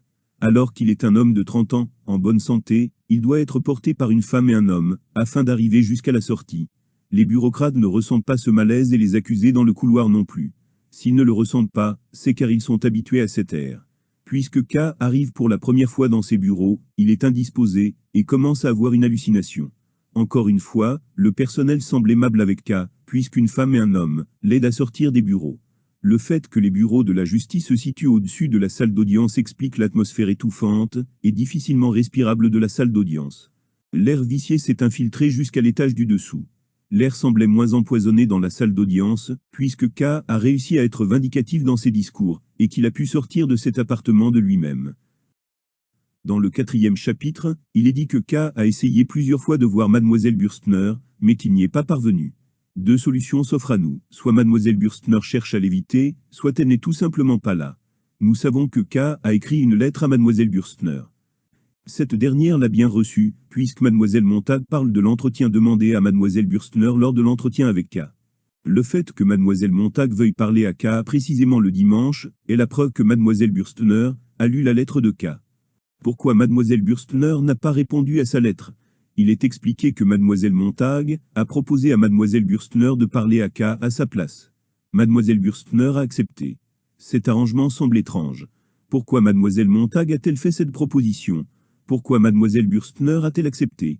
Il se peut que les femmes voient K comme un danger pour Mademoiselle Bürstner. Cherche-t-elle à se protéger de K en faisant venir Mademoiselle Montag dans sa chambre? La position de leur lit ne signifie rien, puisque les deux lits ne sont pas collés l'un à l'autre. Lors de l'entrevue de K et de Mademoiselle Bürstner, K a outrepassé les limites. Il se peut que Mademoiselle Bürstner sache que cela va se reproduire, et qu'elle ne veuille pas vivre deux fois la même expérience. Ceci explique pourquoi Mademoiselle Montag a attiré K dans le salon, afin de laisser partir Mademoiselle Bürstner. À moins que Mademoiselle Bürstner n'ait pas été dans sa chambre. Mademoiselle Montag n'est pas l'amie de K, il n'a clairement pas les mêmes sentiments envers Mademoiselle Bürstner qu'envers Mademoiselle Montag. Cette dernière représente l'inflexibilité et la droiture. Le simple fait de mettre fin à quelque chose, met effectivement fin à cette chose, quand Mademoiselle Montag le dit. Lorsque Mademoiselle Bürstner a dit à K de quitter la chambre, il ne l'a pas fait. Mademoiselle Montag fait penser à la justice, que connaît maintenant K quand elle dit que les interviews ne sont ni délibérément acceptées ni refusées. C'est elle qui invite K à la rejoindre dans le salon. Si K voit Mademoiselle Bürstner, c'est car il a traqué l'épi. K aime observer, mais pas être observé. Alors qu'il pensait peu auparavant à s'enfuir avec la lavandière, il ne pense maintenant qu'à Mademoiselle Bürstner. Tout comme le fait qu'il n'aura pas de relation avec la lavandière, Mademoiselle Bürstner ne lui apportera pas l'aide juridique, dont il était question dans le premier chapitre. K a également oublié que le dimanche est le jour dédié à ses interrogatoires, auxquels il ne pense plus maintenant. L'entrée de K et du capitaine sont différentes. Lorsque K entre dans la salle à manger, il ne prend pas la peine de toquer à la porte. Quand le capitaine entre, il les salue tous les deux et embrasse la main de Mademoiselle Montag. Après l'arrivée du capitaine, K se met à penser. Il n'y a pas de dialogue entre Mademoiselle Montag et le capitaine, mais il doit y en avoir un. K doit être trop accaparé par ses pensées pour suivre une discussion. Lorsque le capitaine et Mademoiselle Montag sont ensemble, K semble loin d'eux. Le même sentiment arrivera lorsque K ira voir l'avocat avec son oncle, lorsque l'industriel viendra lui parler de son affaire à la banque, et lorsque l'Italien ne sera compris que du directeur. Nous pouvons nous demander, que vient faire le capitaine dans la salle à manger? Voir Mademoiselle Montag, voir si tout se passe bien. Le capitaine est une figure d'autorité. Avec Mademoiselle Montag, il représente le manque de flexibilité. Pour K, Mademoiselle Montag et le capitaine entravent sa liaison avec Mademoiselle Bürstner. Ce chapitre nous permet encore d'apercevoir le caractère anormal de K. Pourquoi tant surveiller Mademoiselle Bürstner et la traquer tout le temps? Pourquoi vouloir toquer à la porte de Mademoiselle Bürstner alors que son amie vient de lui dire qu'elle est fatiguée? Pourquoi ouvrir sa porte alors qu'elle n'a pas répondu? Il affiche son mépris pour Mademoiselle Bürstner en pensant que puisqu'elle est dactylo, elle ne lui résistera pas longtemps. Dans le chapitre 5, nous revoyons les deux gardiens du chapitre 1. Nous ne les avons pas vus depuis. Cependant, ils devaient garder K durant 10 heures par jour, ce qui signifie qu'ils doivent avoir un œil sur lui, même si K ne s'en rend pas compte. Ici, sans qu'il le sache, ces deux gardiens étaient sur son lieu de travail. Il y a un rapport entre ce qu'il se passe dans le débarras et le procès. K ne veut pas que les bruits au sujet de son procès s'ébruitent. K fait exactement de même, lorsqu'il ferme la porte du débarras, ouvre la fenêtre, et fait croire aux domestiques que le cri provient d'un chien. La scène est le reflet de la mauvaise conscience de K, il est à noter qu'il veut aider les coupables, et non le bourreau. S'il veut aider les coupables, ne serait-ce pas parce que lui-même est coupable. K est peu capable de compassion. S'il sent qu'il doit aider autrui, c'est car il doit se sentir visé par le châtiment. En ce qui concerne les gardiens, nous avons une faute qui mène la punition. Avec K, nous avons la relation inverse. Ce n'est pas la victime du préjudice qui a décidé de punir les coupables. C'est la cour elle-même, et sans prévenir K. Ceci ne dédommage en aucune façon K, mais permet à la cour d'avoir une meilleure prise sur les gardiens. Si les gardiens ont pensé que c'est K qui a demandé leur châtiment, c'est peut-être car la cour le leur a fait croire. Alors qu'on aurait pu penser que le discours de K au juge n'avait servi à rien, nous remarquons que c'est le contraire. Chaque phrase est retenue et analysée. Si deux hommes sont fouettés pour avoir mangé un petit déjeuner, et pour avoir voulu prendre les affaires de K, nous pouvons nous douter que la punition qui attend K sera encore plus grande, puisqu'on lui intente un procès. Nous avons un regard sur l'échelon qui se situe au-dessus des gardiens. Il s'agit de celui du fustigeur. Si l'on monte en grade, devient-on plus violent? Encore une fois, la justice se fait dans un lieu improbable qui est un débarras. Auparavant, elle s'est faite dans un grenier, et dans l'appartement d'un couple. Il s'agit toujours de lieux exigus, difficilement trouvables, à l'abri des regards, et où l'air est pesant. Il y a un parallèle entre le cri du gardien et le cri de K, lorsqu'il a reconstitué la scène pour Mademoiselle Bürstner. Tous les deux sont dérangeants. Le cri de K a attiré l'attention du capitaine et le cri du gardien attire les domestiques. Des reproches sont faits les deux fois. Mademoiselle Bürstner le reproche à K, car les voisins vont apporter leur propre explication à la présence d'un homme dans sa chambre si tardivement. K reproche au gardien son cri, car il peut faire venir les domestiques qui sont encore présents à la banque. Une différence est que Mademoiselle Bürstner n'a pas frappé K, alors que K a frappé le gardien. À cause de la peur, la vraie nature de K se révèle. Il est capable de cruauté sur quelqu'un quand il a peur. Bloch fera de même avec lui plus tard. Encore une fois, K n'agit pas. En effet, après être sorti du débarras, il ne vient pas aider les deux hommes, mais préfère partir. Pourtant il a le sentiment qu'il doit faire quelque chose, mais il ne le fait pas. Il ne repasse au débarras que le lendemain. La scène est irréaliste car les trois mêmes hommes sont encore présents dans la pièce. Soit les hommes sont restés à la même place depuis 24 heures, soit l'apparition n'est là que lorsque K ouvre la porte. Il ne s'occupera pas lui-même du problème, puisqu'il va le laisser aux domestiques. K est incapable de s'en occuper. K a encore et toujours ce dédain envers les domestiques. Dans le chapitre 6, l'oncle de K fait son apparition. C'est le seul parent de K qui sera présent dans le roman. C'est l'oncle qui rend visite à K, et non l'inverse. L'oncle mentionne sa fille qui serait venue à la banque. Si K ne l'a pas reçue, cela montre le peu d'attachement qu'il a pour sa famille. K a oublié l'anniversaire de sa cousine. Il est dit que l'oncle a été le tuteur de K, ce qui signifie peut-être que K est orphelin. Selon l'oncle, le procès doit durer depuis bien plus longtemps que d'après les dires de son neveu. K aurait dû le voir venir, car des signes devaient être présents. L'oncle ne lui apporte aucune aide véritable. Puisqu'il a quitté la ville, il y a 20 ans, il a perdu ses contacts. Il lui fait rencontrer un vieil avocat malade, et qui est cloué à son lit. Comment l'oncle peut-il penser qu'un tel homme puisse aider efficacement son neveu? Ceci nous permet d'entrevoir que l'aide apportée par autrui est inefficace. Elle est des personnes qui sont externes à la justice. Elle est des personnes qui sont aussi attachées à la justice par un moyen, ou par un autre. Par exemple, Lenny lui recommandera d'avouer, puis de chercher quelqu'un pour l'aider. Dans ce chapitre, nous faisons la rencontre de trois personnages, qui reviendront par la suite. Il s'agit de Lenny, de l'homme en robe de chambre, et de l'avocat. Dans la chambre de l'avocat, l'oncle et K découvrent le chef de bureau, alors qu'il ne l'avait pas vu dans un premier temps. La justice se trouve encore et toujours dans l'ombre. Elle est partout où l'on va, et nous observe sans qu'on le sache. Elle apparaît lorsque l'on ne s'y attend pas. Quand l'avocat dit qu'il connaît l'affaire de K, nous nous rendons compte que le procès de K est bien plus connu qu'on ne le pense. Ceci donne une idée angoissante, car tout le monde sait tout sur K. Lorsque l'oncle, l'avocat et le chef de bureau parlent ensemble, ils forment un bloc. K se sent à part d'eux. Cela avait déjà été le cas lorsque le capitaine avait rejoint Mademoiselle Montag. Lorsque K regarde le tableau du juge, nous apprenons un autre aspect de la cour. Nous savions déjà qu'elle était remplie d'incapables et de personnes attirées par la luxure. Maintenant, nous la voyons également comme orgueilleuse.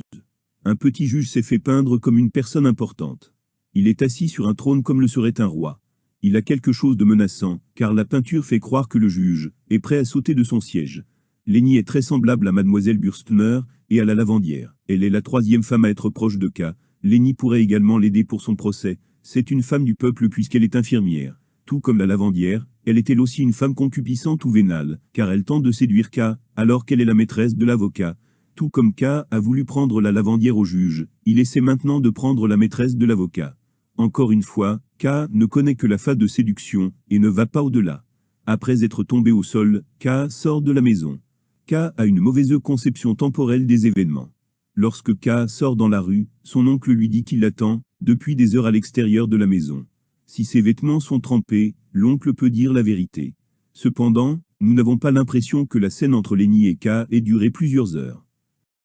Dans le chapitre 7, nous retrouvons cette idée de distorsion du temps. Dans son bureau, K a pensé à son procès durant 2 heures, et ne s'est pas occupé de ses clients durant ce temps. Or, nous n'avons toujours pas l'impression qu'il s'est déroulé tant de temps. Les premiers effets du procès se font sentir. En effet, K n'est plus capable de travailler tant, il pense à son procès. Il laisse des clients dans la salle d'attente, et ne s'en occupe pas. Quand l'industriel lui parle d'une affaire que K devrait presser de conclure, K ne l'écoute pas. Encore une fois, K paraît séparé des autres, lorsque le directeur adjoint et l'industriel parlent ensemble. Il l'est également, lorsque l'industriel revient du bureau du directeur adjoint, et ne montre pas à K les documents qu'il vient de signer. Nous apprenons que l'industriel est lui aussi au courant du procès de K. Ceci signifie que le procès a échappé aux sphères de la banque et de la justice, mais va maintenant au-delà. Pourquoi le directeur adjoint ne serait pas au courant du procès? K devient inattentif quand il dit qu'il va envoyer une lettre au peintre. Il ne devient plus sûr de son propre jugement. K part de la banque, alors que des clients l'attendent depuis longtemps, et que leurs affaires sont urgentes. Tout en ne pouvant pas faire face à son travail, K est haineux envers le directeur adjoint, qui pourtant lui apporte une aide sans lui faire le moindre reproche. Veut-il se débarrasser de K, ou simplement l'aider? Dans ce cas, pourquoi le directeur adjoint a-t-il pris plus de documents que nécessaire dans le bureau de K? Dans ce cas, pourquoi le directeur adjoint a-t-il pris plus de documents que nécessaire dans le bureau de K? Chez le peintre, nous retrouvons le tableau du même genre que celui se trouvant chez l'avocat. La peinture représente le juge avec les yeux bandés, mais avec une balance ailée, ce qui signifie tout. Le peintre n'est pas responsable de ces tableaux, puisqu'il n'a fait que peindre ce qu'on lui a demandé de peindre. Les juges eux-mêmes ne peuvent pas se faire peindre comme ils le veulent, car les portraits sont soumis à des règles strictes. En fractionnant ainsi le travail, nous sommes incapables de savoir qui est le responsable. Un seul individu, ou tous un peu. Chez le juge, nous retrouvons également les locaux de la justice. Leur présence explique le malaise de K dans l'atelier du peintre. Le peintre déjà habitué à la cour ne ressent pas de mal-être et apprécie l'atmosphère de son atelier. Lorsque le peintre tend à K diverses toiles, qui sont toutes les mêmes, mais ne le sont pas aux yeux du peintre, il s'agit d'une déformation professionnelle. Titorelli est tant habitué à peindre des portraits identiques de juges différents, que cela se ressent, quand il veut créer de l'art. Il doit aussi peindre selon les critères imposés, et non d'après ce qu'il voit, ou ce qu'il a envie de peindre. Titorelli n'a gardé que la technique, mais a perdu l'imagination. K n'est plus épié par des gardiens, ou par le chef de bureau, mais par des fillettes, qui le mènent, jusqu'à l'appartement du peintre, et le surveillent tout le long de l'entretien. Pourquoi les fillettes sont-elles si attirées par le peintre et par K? Ce chapitre permet d'avoir 2 avis sur la justice, celui de l'avocat, et celui du peintre. Ils ont tous les deux une longue expérience avec la justice. Le peintre a aussi reçu un apprentissage de la part de son père qui était peintre à la cour. De leur long discours, il n'y a qu'une chose à comprendre, l'accusé est condamné comme il le serait d'une maladie incurable.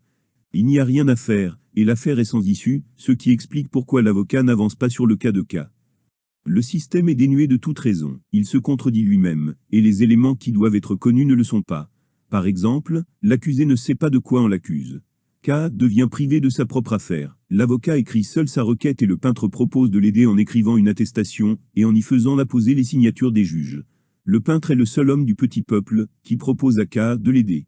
Nous pouvons davantage accorder de crédit au peintre. En effet que K reste avec lui, ou non ne change rien à son affaire. Contrairement à lui, l'avocat a intérêt à garder son client s'il veut être payé, ou continuer d'avoir une influence sur lui. La solution la plus sage pour K serait de prendre la 3e solution proposée par le peintre qui est l'atermoiement illimité. C'est la solution qui apporte le plus de bons résultats, bien qu'elle soit fatigante sur le long terme.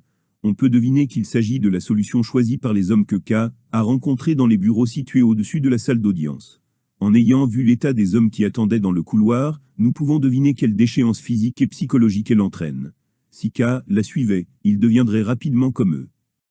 Dans le 8e chapitre, K rencontre pour la seconde fois un accusé. C'est la première fois qu'il peut parler seul à seul avec un accusé, puisque dans les bureaux de la justice, l'huissier l'accompagnait. Bloch donne un nouvel éclairage sur la première visite de K au bureau.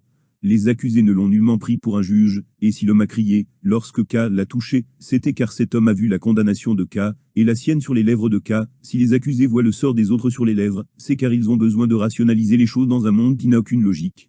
Les accusés ne forment pas de groupe. Individuellement, ils ne peuvent pas faire face à la justice qui les broie sans aucune pitié. Nous avons la reprise d'une idée qui était déjà apparue à K, c'est-à-dire que les accusés ne peuvent pas rencontrer les personnes puissantes, qui décident de leur sort. En apprenant que l'avocat avait déjà envoyé plusieurs requêtes, lorsque le procès de Bloch avait 6 mois, K remarque que l'avocat le traite mal. Grâce à Bloch, nous savons à quel point l'affaire est traumatisante. Bloch y perd tout son argent. Il a perdu quasiment toute son entreprise. Il perd son énergie dans son procès et tout comme K, il ne parvient plus à travailler. Lenny observe Bloch de la lucarne de la chambre. Nous avons donc encore cette idée de toujours être épié par quelqu'un qui va ensuite rapporter nos dires et nos paroles. Le procès de Bloch dure depuis 5 ans, et il n'a pas encore été condamné. Si c'est ainsi, c'est peut-être parce qu'il fait ce qu'il faut faire, c'est-à-dire prendre d'autres avocats, et s'humilier devant Metrould. Cependant, des paroles de l'avocat, nous apprenons que le procès de Bloch n'a pas encore commencé, et que le juge est défavorable à Bloch. Il se peut que le sort de chacun ne soit pas dû aux efforts de l'accusé, mais seulement au hasard. Le peintre avait expliqué qu'une personne ayant reçu un acquittement apparent pouvait très peu de temps après être de nouveau arrêtée. Quand K retourne voir l'avocat, ses relations avec lui changent. Metrould lui reproche d'arriver si tard chez lui, alors que lors de la visite, avec l'oncle rien n'a été reproché. L'avocat commence à vouloir avoir un ascendant sur K en lui faisant des reproches. Après que K ait dit sa volonté de se séparer de son avocat, Metrould semble vouloir garder K vers lui. Pourquoi agir ainsi? Pourquoi donner à K l'envie de rester en lui démontrant la soumission de Bloch? Le comportement de Bloch varie en fonction des personnes présentes. Il se comporte normalement avec K lorsqu'il est seul avec lui. Bloch se sent un brin supérieur à K, car son procès dure depuis plus longtemps que celui de K. Lorsque Lenny retrouve les deux hommes, Bloch devient incapable de continuer son histoire auprès de K. Lorsque Bloch est en présence de l'avocat, son comportement change encore. Il est bien évident que Bloch a peur de Lenny et de l'avocat.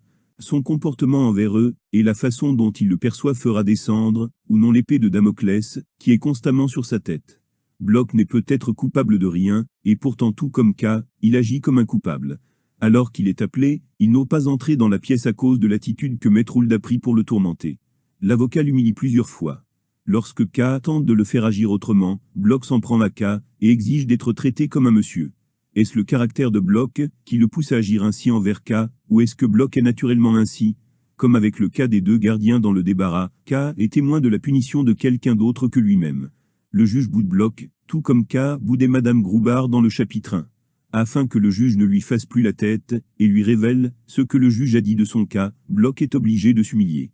Les instruments de la dépendance utilisés par Metrould sont de recevoir le client seulement quand il le veut, de faire lire à son client des documents compliqués pour se faire passer pour un sauveur, d'utiliser la peur de son client, de reprocher à son client des choses qu'on lui a demandées, et de monter tout un stratagème avant de révéler les informations demandées par le client.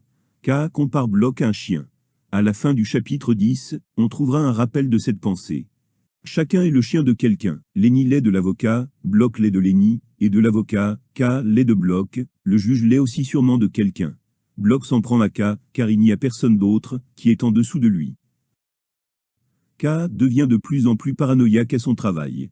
Il pense qu'il y a un but derrière les missions qu'on lui confie, et qui le mène à l'extérieur de la banque. Le côté paranoïde était déjà présent auparavant, lorsque K pensait que le directeur adjoint voulait l'évincer. Cependant ses pensées sont devenues plus fortes et plus nombreuses. Lorsque l'Italien vient à la banque, K est une fois de plus dépassé par le discours de l'Italien, comme il l'avait été avec le discours de l'industriel.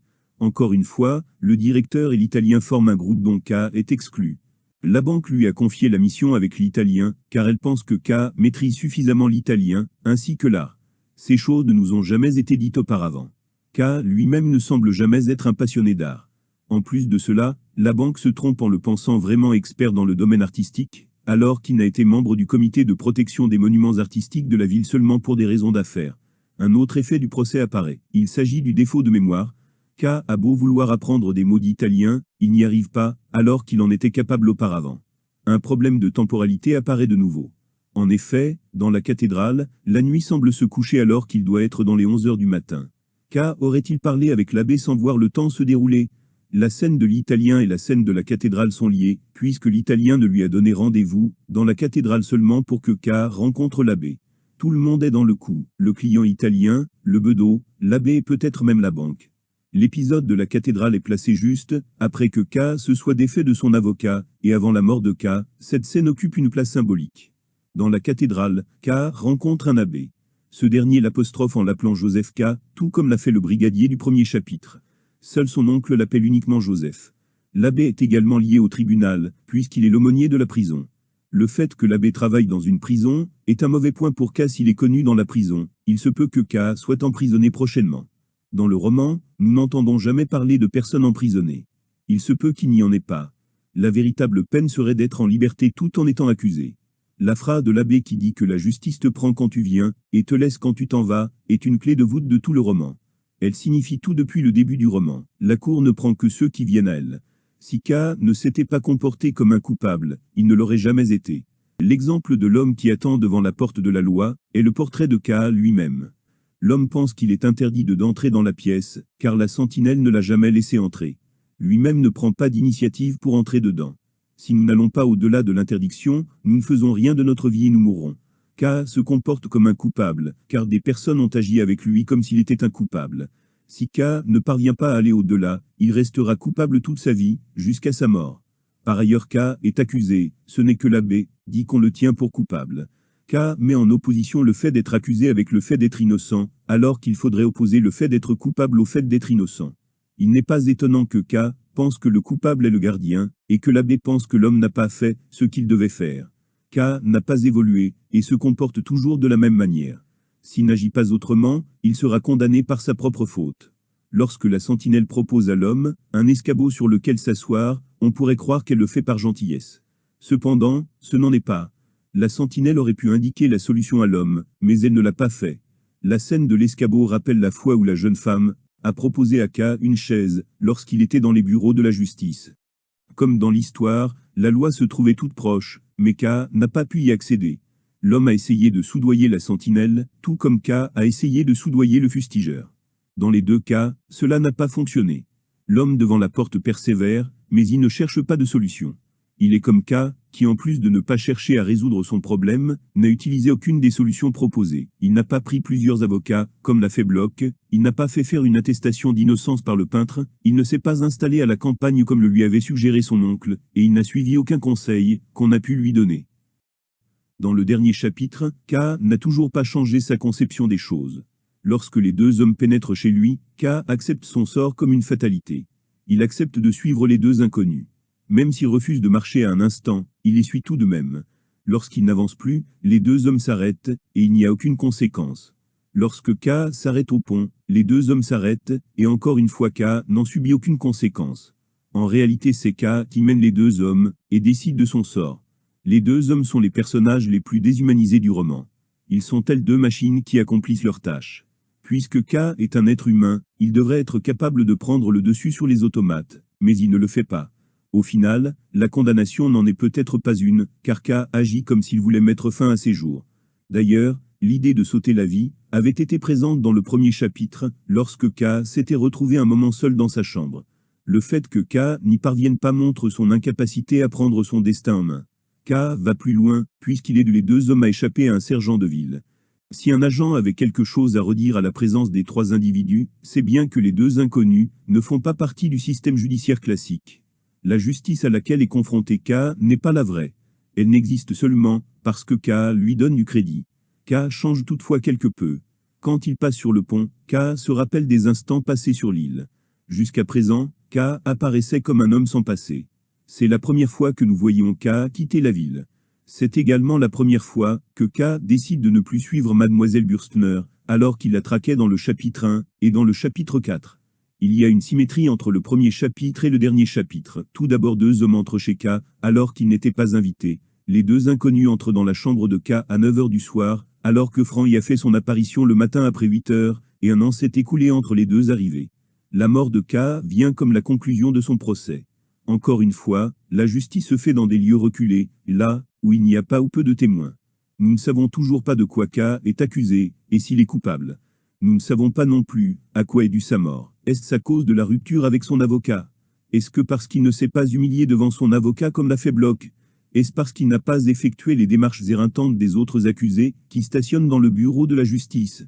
Ou bien est-ce simplement dû au hasard? Plusieurs éléments font écho à d'autres passages du roman. La lumière provenant de la maison fait penser à la lumière que l'homme voit avant que les portes de la loi ne se referment. Les derniers mots de K sont comme un chien.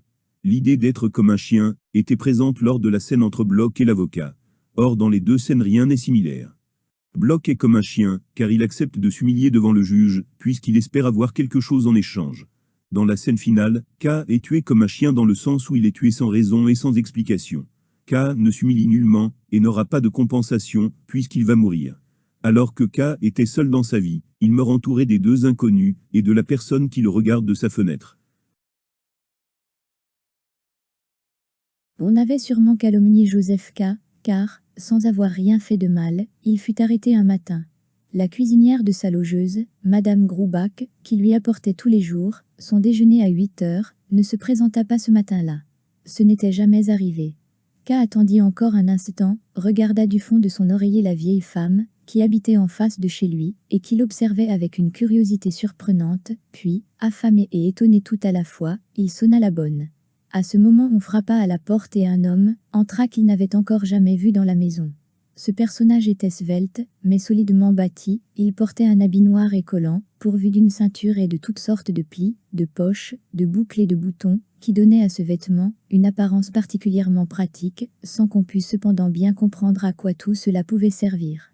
« Qui êtes-vous » demande K en se dressant sur son séant. Mais l'homme passa sur la question, comme s'il était tout naturel qu'on le prît quand il venait, et se contenta de demander de son côté. « Vous avez sonné ?»